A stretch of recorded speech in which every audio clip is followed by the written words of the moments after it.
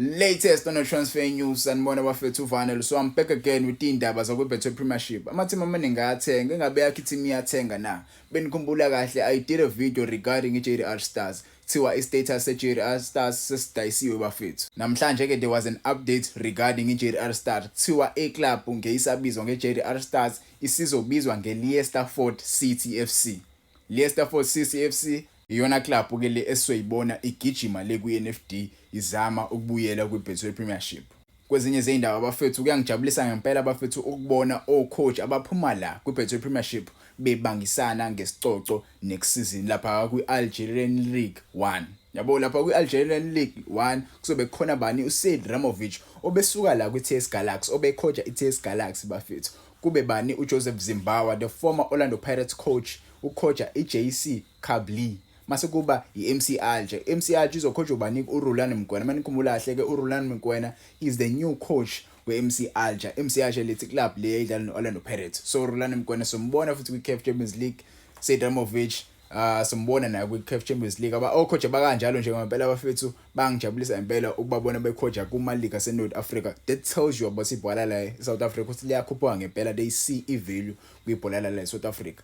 Kuzoba mnandi ke lapha eAlgeria bafethu kuzodlala ama games amnandi. Siyamazi uSaid Ramovic benoRulani Mkwena bane feud endala. Kwezinye izindaba bafethu kuthiwa ustriker uJocelyn Kamatuka has parted ways with the newly promoted Betway Premiership side iDurban City FC following the heels of the veteran attacker uGamaldeen, who also left the club. Umjida kuselandela uGamaldeen, the former Swallows striker. Kwezinye izindaba eziphumena namhlanje menikhumbula I spoke about uAzolo Jobeni kuthiwa uzomove kuChippa United on loan. Kuthiwa cha le deal lengeke izibe iloan, kuzoba ipermanent move. Orlando Pirates ngeyisamlona anymore umjida sebezomdedela nje ayojoina iChippa United once and for all. Ngimfisela okuhle ke zena Orlando Pirates fan.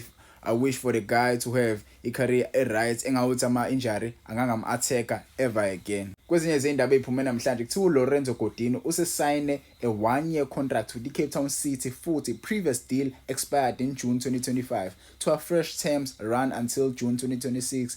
iCape Town City announcile uGodino but idefender lidecide ukuthi lihlale lithi cha angihambi kwiCape Town City, I want to stay at the club. So umjida uzohlala kwiCape Town City ayisize iteam ibuyele kwiBetway Premiership. Kwezinye izindaba eziphumena namhlanje kuthiwa uSomile Nsundwana will join iChippa United. Umjida bafethu usathana kushiya kweRichards Bay FC. Indaba lezi ezithusa abaningi. Umjida was part of the squad esakwazi ukusiza iRichards Bay ibuyele kuBetway Premiership, but ke right now uyojoin iChippa United. iChippa United are cooking. They are really cooking a super team right now. Kwezinye izindaba eziphumena namhlanje kuthiwa uThulani Mini lo osathana kushiya kuStellenbosch FC has signed for iChippa United. Umjida ke bafethu ngiyakhumbula I did a video regarding him after parting ways with the Steelies. Kwezinye izindaba eziphumena namhlanje kuthiwa Sekhukhune United have set their sights on the Kazakh Stars defender uMedupi Tsoholo. Kwezinye izindaba eziphumena namhlanje kuthiwa Kevin Johnson has been shortlisted for the head coach role at Gor Mahia. The Kenyan Premier League side is expected to make the decision in the coming days. Ngiyababona njalo ucoach bebecoacha la kwiBetway Premiership bayadingakala la eAfrica. La eAfrica ngempela bayacruisa ngempela, bacoacha amateam ahlukahlukene. Jose Rivero nawo besuka la kwiBetway Premiership. So ileague yala nje South Africa iphethe nje ngempela ikhiqizela wona lama league akhona la eAfrica. Kwezinye izindaba eziphumena namhlanje kuthiwa uSiyabonga Nzama will join iRichards Bay FC from Milford. The 21-year-old played 27 matches for Milford last season. Orlando Pirates namhlanje ikhiphe a statement regarding indaba zika Relebohile Mofokeng. Relebohile Mofokeng was linked with the PSV according to Swakala Doma with a fee of 120 million. But ke Orlando Pirates have disputed those rumors kuthiwa nje ama fake news lawo ningakholwa noma yini nibonayo bafethu. Kwezinye izindaba eziphumena namhlanje ama quarter final fixtures akhishiwe namhlanje. Orlando Pirates iyobhekana nePolokwane City ngo2 August.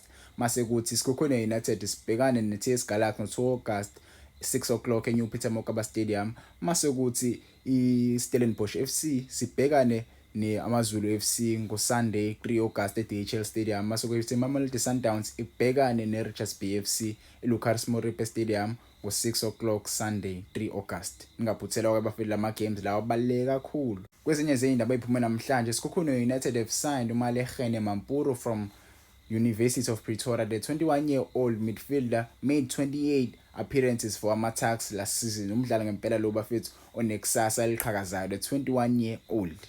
This one is for the future bafethu. We might see the boy playing for big clubs like we Premiership asazi. Kwezinye zindaba eziphumile bafethu uRomain Folz is set to be appointed as the new head coach of Tanzanian Giants Young Africans. Benikhumbula kahle Young Africans yayicoachwa uSaid Ramovich, nakhona futhi naye uSaid Ramovich wasula phansi akafunanga ukuqhubeka nomsebenzi, wahamba wajoyina le iCR Belouizdad le Algeria.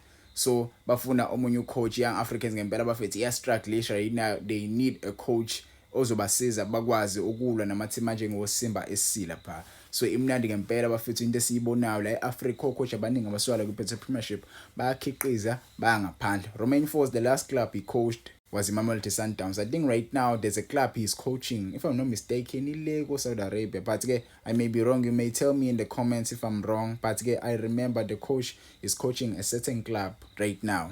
Kwezinye izindaba futhi eziphumile kuthiwa the NFD Player of the Season nominee uBanele Hlophe from JDR Stars is subject of interest of better Premier League clubs such as iMagesi, Chippa United and Orbit College. Umchida ngempela ofuna ukumuva ezokubhethe Premiership. Asazi ukuthi between these three clubs imapha amateam azomsigna, but I see Chippa United ilwa ngempela ekuyitholeni le signing le.